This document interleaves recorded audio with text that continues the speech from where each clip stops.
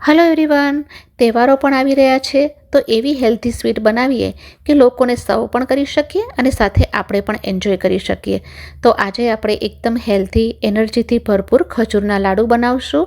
Nutritious, sugar free અને natural sweet છે. આ ખજૂરના લાડુ બનાવવા પણ ઘણા ઇઝી છે. આમાં આપણે કોઈ પણ જાતની ખાંડ, સાકર, મિશ્રી કે ગોળનો ઉપયોગ નથી કરવાના. એકવાર આ રીતે બનાવશો તો નાનાથી માંડી મોટા બધાને ખૂબ જ ભાવશે. અને આપણે આ લાડુ દરેકને ધ્યાનમાં રાખીને જ બનાવીએ છીએ, તો એકવાર જરૂરથી ટ્રાય કરજો. એકદમ મેલ્ટ ઇન માઉથ. 1 થી 2 લાડુ ખાઈ લીધા તો એનર્જેટિક રહેશો અને ખૂબ જ ફાયદાકારક છે. તો ચલો બનાવવાનું શરૂ કરીએ. ખજૂરના લાડુ બનાવવા માટે એક કઢાઈમાં 3 મોટી ચમચી ઘી એડ કરીશ. ઘી ગરમ થાય એટલે એમાં લગભગ 40 થી 50 ગ્રામ જેટલો ગુંદર એડ કરી રહી છું. ગુંદરને સ્લો ફ્લેમ પર જ ફ્રાય કરશું તો એ અંદર સુધી ફ્રાય થશે. જો સારી રીતે ફ્રાય ન થયો, હાર્ડ રહ્યો તો એ લાડુની મજા બગાડી દેશે. આપણા નાયલોન સાબુદાણા કેવા ફૂલીને ઉપર આવે છે, એ રીતે ગુંદર પણ આવવો જોઈએ. તમે તમારી પસંદગીના હિસાબે વધુ ઓછો કરી શકો છો. હવે એ સરસ ફૂલી ગયો છે તો એને એક પ્લેટમાં નીકાળી લઈએ. તો ગુંદર ફ્રાય થઈને રેડી છે તો એને અત્યારે આપણે સાઈડમાં લઈ લઈએ. હવે એ જ કઢાઈમાં ડ્રાય ફ્રૂટ્સને ફ્રાય કરી લેશું. તો એડ કરીશ 1/4 કપ કાજુ અને 1/4 કપ બદામ. ડ્રાય ફ્રૂટ્સ ખાવા જરૂરી છે, પણ જો તમને ઓછા પસંદ હોય તો ઓછા એડ કરી શકો છો. ઘીમાં ડ્રાય ફ્રૂટ્સને ફ્રાય કરવાથી એની ઉપર ઘીનું લેયર આવી જાય છે અને ટેસ્ટ આખો ચેન્જ થઈ જાય છે. કાચા ડ્રાય ફ્રૂટ્સ કરતાં હંમેશા ઘીમાં હલકા ફ્રાય કરીને જ લેવા. એના ઉપર એક લાઇટ ગોલ્ડન લેયર આવે ત્યાં સુધી જરૂરથી ફ્રાય કરવા. અને તમને બીજા કોઈ પણ ડ્રાય ફ્રૂટ્સ પસંદ હોય, જેમ કે અખરોટ, પિસ્તા વગેરે ગમે તે તમે એડ કરી શકો છો.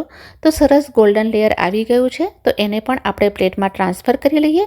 હવે એ જ કઢાઈમાં 1/4 કપ ગ્રેટ કરેલું નાળિયેર એડ કરીને એને પણ સાંતળી લેશું. ખજૂર સાથે નાળિયેરનું કોમ્બિનેશન અમેઝિંગ છે. એમાં પણ જો તમે સૂકા નાળિયેરની કાચલી આવે છે એ એડ કરશો તો બહુ સરસ ટેસ્ટ આવે છે. ડેસિકેટેડ કોકોનટ કરતાં આમાં તેલનું પ્રમાણ સારી માત્રામાં હોય છે અને એકચ્યુઅલ નાળિયેરનો ટેસ્ટ આવે છે. પણ જો તમારી પાસે ન હોય તો ડેસિકેટેડ કોકોનટ પણ ચાલે. એને એકદમ સ્લો ફ્લેમ પર હલકો ગોલ્ડન કલર આવે ત્યાં સુધી શેકી લેશું. 2 થી 3 મિનિટમાં સરસ સંતળાઈ ગયું છે તો હવે એમાં એડ કરશું ખસખસ. 1 ચમચી ખસખસને નાળિયેરની સાથે શેકી લેશું. ગેસની ફ્લેમને બંધ કરી લીધી છે. ખસખસ હંમેશા હલકી શેકીને લેવાથી ટેસ્ટ પણ સારો આવે છે અને નડતી પણ નથી. તો ખસખસ પણ શેકાઈ ગઈ છે તો એને પણ પ્લેટમાં લઈ લઈએ. હવે એ જ કઢાઈને મેં વાઇપ કરી લીધી છે અને એમાં 2 ચમચી ઘી એડ કરીએ. ઘી ગરમ થઈ જાય એટલે એમાં 250 ગ્રામ જેટલો ખજૂર એડ કરીશ. મેં અહીંયા એકદમ સોફ્ટ ડાર્ક બ્રાઉન કલરનો ખજૂર લીધો છે. એ સારો એવો સોફ્ટ હોય છે. મેં એના સીડ્સ રિમૂવ કરી લીધા છે.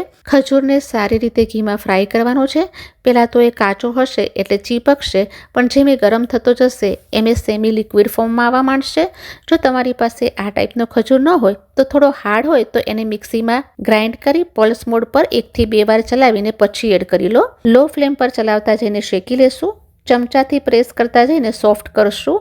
ખજૂર થોડોક સોફ્ટ થઈ જાય ગ્લાસ અથવા તો વાટકીની હેલ્પથી એને મિક્સ કરીશું. આ ટ્રીક એકદમ ઇઝી છે અને ખજૂર એકદમ સોફ્ટ અને સ્મૂથ થઈ જશે અને લાડુ જે છે એ એકદમ સોફ્ટ બનશે. બિલકુલ હાર્ડ નહીં બને કે ચવડ નહીં થાય. તો તમે પણ આ રીતે ટ્રાય કરજો. એક પણ ખજૂરનો પીસ વચ્ચે નહીં આવે. ગેસની ફ્લેમને બંધ કરી લેવાની. તો આપણો ખજૂર તૈયાર છે. હવે આપણે જે ડ્રાય ફ્રૂટ્સને ઘીમાં ફ્રાય કર્યા હતા એને ચોપરમાં એડ કરીને બારીક કરી લેશું. ચોપરમાં એડ કરવાથી એમાંથી ડ્રાય ફ્રૂટ્સ પોતાનું ઓઇલ રિલીઝ નથી કરતું. મિક્સીમાં કરવું હોય તો પલ્સ મોડ પર કરશો એટલે એ એકદમ ડ્રાય રહેશે. તો જુઓ, આ ટાઈપનું ટેક્સચર દરદરું મળવું જોઈએ. તો ડ્રાય ફ્રૂટ્સ પણ આપણા રેડી છે. તમે એના ઝીણા ટુકડા કરીને પણ લઈ શકો છો, પણ આ રીતનું રિઝલ્ટ સારું મળશે. હવે અહીંયા ગુંદરને વાટકી અથવા ગ્લાસની મદદથી થોડો ક્રશ કરી લેશું. મિક્સી જારમાં એડ કરીને જરાય ક્રશ નથી કરવાનો, નહીંતર એકદમ ફાઇન થઈ જશે અને તળિયે ચીપકી જશે અને લાડુમાં એની મજા નહીં આવે. તો ગુંદર પણ આપણો ક્રશ થઈ ગયો છે. હવે જે કઢાઈમાં ખજૂરને આપણે તૈયાર કર્યો હતો એમાં આપણે પેલા ડ્રાય ફ્રૂટ્સનો દરદરો પાવડર એડ કરશું. પછી ગુંદર અને નાળિયેરને નાખશું. ફ્લેવર માટે એલચીનો પાવડર નાખશું. પહેલાં આપણે બધી જ વસ્તુઓને ચમચાથી મિક્સ કરી લેશું, કારણ કે ખજૂરનું મિશ્રણ હજુ હલકું ગરમ છે. એકવાર એને ચમચાથી મિક્સ કરી લઈએ પછી હાથોની હેલ્પથી એકદમ સરસ રીતે મસળી લેશું. આપણે જેમ લોટ બાંધીએ છીએ ને એમ જ મિક્સ કરતા જવાનું છે. કાજુ બદામના પાવડરને આપણે એટલે જ દરદરો રાખ્યો હતો. પીસીસ રાખવાથી એ ઘણીવાર હાથમાં વાગે પણ છે અને લાડુ વળવામાં વચ્ચે પણ આવે છે. પણ જો તમને એ રીતનું પસંદ હોય તો તમે એ રીતે પણ કટ કરીને ડ્રાય ફ્રૂટ્સ એડ કરી શકો છો. આ લાડુ તમે તહેવારમાં સ્વીટ તરીકે પણ બનાવીને રાખી શકો છો. મોટાથી લઈ નાના બધા જ એન્જોય કરશે. બધી જ વસ્તુઓ સરસ રીતે મિક્સ થઈ ગઈ છે. હવે એમાંથી આપણે નાના નાના બોલ્સ રેડી કરી લઈએ. તમને જેટલા પણ ટાઈપના બોલ્સ પસંદ હોય એટલી તમે ક્વોન્ટિટી લઈને વાળી લો. આ જ મિશ્રણને તમે બરફીની જેમ પીસીસમાં પણ કટ કરી શકો છો. ટ્રે કે પ્લેટમાં ઘી લગાડી અને પાથરી દેવાનું. ઠંડુ થઈ જાય પછી એના પીસીસ પણ તૈયાર કરી શકો છો. અને હવે એને નાળિયેરના છીણમાં કોટ કરી લેશું. ફરી એકવાર મિક્સ કરી લઈએ તો તમે જોઈ શકો છો કે મેલ્ટ ઇન માઉથ હેલ્ધી અને ટેસ્ટી ખજૂરના લાડુ તૈયાર છે. ફક્ત 10થી 15 મિનિટમાં બનીને તૈયાર થઈ જાય છે. નાના બાળકોને સાથે બેસાડી એમની સાથે પણ તમે આ લાડુ બનાવી શકો એટલા ઇઝી છે. આ લાડુ તમે એકવાર બનાવીને ટ્રાય કરજો. એક સાથે 2 થી 3 લાડુને પણ બાઇન્ડ કરી શકો છો. ખાવાની પણ ખૂબ જ મજા આવશે.